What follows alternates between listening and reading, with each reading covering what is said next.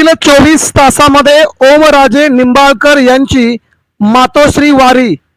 राज्याच्या राजकारणामध्ये पुन्हा एकदा नवीन ट्विस्ट आल्याने मित्रांनो महाराष्ट्रात मोठी खबर। तर आदित्यजी आणि उद्धव ठाकरे नेहमीच काळजात, ओमराजेंची प्रतिक्रिया। इकडे ओमराजे पुण्यात पोहोचल्याबरोबर एकनाथ शिंदेचे बडे नेते ओमराजेंच्या भेटीला, तर ओमराजेंचा निर्णय ठरलाय कार्यकर्त्यांशी जाऊन धाराशिवमध्ये घेणार मोठा निर्णय। उद्धव ठाकरे आदित्य ठाकरे यांच्यावरती कधीही बोलणार नाही। मित्रांनो नेमकं काय घडले? महाराष्ट्रात ऑपरेशन टायगर अख्खं फेल झाले आणि एकनाथ शिंदेंना ओमराजेंनी ज्या प्रकारे कैलास पाटील यांनी मोठा धक्का शिंदेंना दिला होता, ते गुजरातच्या बॉर्डरवरून महाराष्ट्रात परत आले होते। आता तशाच प्रकारचा ओमराजेंचा एक नवीन डाव शिंदेंच्या खूप मोठ्या काळजावरती घाव घालणार का? मित्रांनो पुढच्या 2 मिनिटात आपण जाणून घेऊया। ऑपरेशन टायगर सक्सेसफुल झालं। आम्ही सगळ्या प्रक्रिया पूर्ण केल्या आहेत। ओम बिर्ला यांना पत्र दिलं आहे आणि अखेर खासदारांनी एकनाथ शिंदेचे फोटो लावण्यास सुरुवात केली, बॅनर छापण्यास सुरुवात केली, त्यांना Y+ सुरक्षा पुरवली गेली आणि महाराष्ट्रात गद्दारीचा शिक्का लावून खासदार आपापल्या जयपूर या ठिकाणी फिरून आले। पण मित्रांनो महाराष्ट्रामध्ये या 5 खासदारांना एक सगळ्यात मोठा फटका बसलाय आपल्या सहकार्याचा, म्हणजे ओमराजे निंबाळकर। ओमराजे निंबाळकर हे धाराशिवचे खासदार आहेत। त्यांच्या मनामध्ये गेल्या 5 दिवसांपासून द्विधा अवस्था होती की एकनाथ शिंदेकडे जावं की उद्धव ठाकरेंकडे राहावं। त्यांना बळजबरीने दिल्ली येथे नेलं गेलं, परंतु ओमराजेंचं मन अजूनही उद्धव ठाकरेंच्या जवळच असल्याचं आजच्या त्यांच्या प्रतिक्रियावरून समजलंय। दुसरीकडे ओमराजे एकनाथ शिंदे यांच्या शिवसेनेत गेलेत, अशाच प्रकारच्या त्यांच्या कार्यकर्त्यांच्या पोस्ट देखील सध्या समोर येऊ लागल्यात आणि ठाकरेंच्या व्हीपला झुगारून त्यांनी बैठकीला हजेरी देखील लावली नाही। त्यामुळे ओमराजे 100% शिंदेगडात जाणार या चर्चेवरती शिक्कामोर्तब झालं होतं।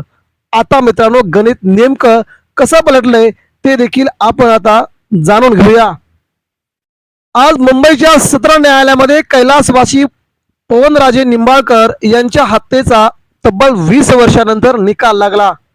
निकाल लागल्याच्या नंतर ओमराजेंना पहिला धक्का त्या ठिकाणी बसला, ज्या 20 वर्षांपासून ज्या निकालाची वाट बघत होतो तो निकाल विरोधात लागणं ही ओमराजेंसाठी सगळ्यात मोठी घटना होती आणि तिथूनच ओमराजे घैवरले आणि महाराष्ट्राच्या राजकारणामध्ये 5 खासदारांना पहिला मोठा झटका बसला।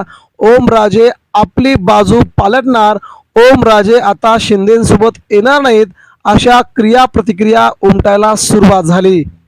मित्रांनो ओमराजेंनी आज न्यायालयाच्या बाहेर येऊन प्रतिक्रिया दिली, हे कलियुग आहे, हा निकाल मान्य आहे, परंतु असा निकाल आम्हाला कदापि सहन करू शकणार नाही, हा निकाल लावला गेलाय, असं त्यांचं स्पष्टपणे मत होतं। मित्रांनो यावेळी त्यांना पत्रकारांनी प्रश्न विचारले की तुम्ही आदित्य ठाकरे आणि उद्धव ठाकरेवरती जी टीका केली त्या टीकेनुसार महाराष्ट्रात तुमच्या विरोधात तीव्र असा संताप व्यक्त होतोय, तुम्ही अशी टीका का केली? तर ओमराजे निंबाळकर यांनी म्हटलंय की मी आदित्यजी ठाकरे आणि उद्धव साहेब यांच्यावरती या आधीही कधी बोललो नाही, आता देखील कधी बोललो नाही आणि यापुढे देखील आदित्यजी ठाकरे आणि उद्धव साहेब ठाकरे यांच्यावरती मी टीका करणार नाही, असं त्यांनी महत्त्वाचं विधान करून 5 खासदारांच्या पोटात गोळा आणलाय। नवनवे तर एकनाथ शिंदेच्या ऑपरेशन टायगरला त्यांनी तिथे शिथिल केलंय, तिथे स्टॉप केलंय। ही बातमी शिंदेसाठी मोठी धक्कादायक स्वरूपाची ठरते।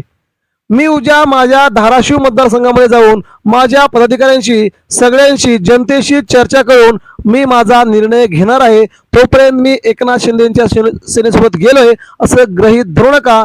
मी एकनाथ शिंदे सेनेत अजून प्रवेश केला नाही असं देखील त्यांचं म्हणणं आहे। मग आता उद्धव ठाकरे यांनी देखील नवीन डाव खेळण्यास सुरुवात केली आहे।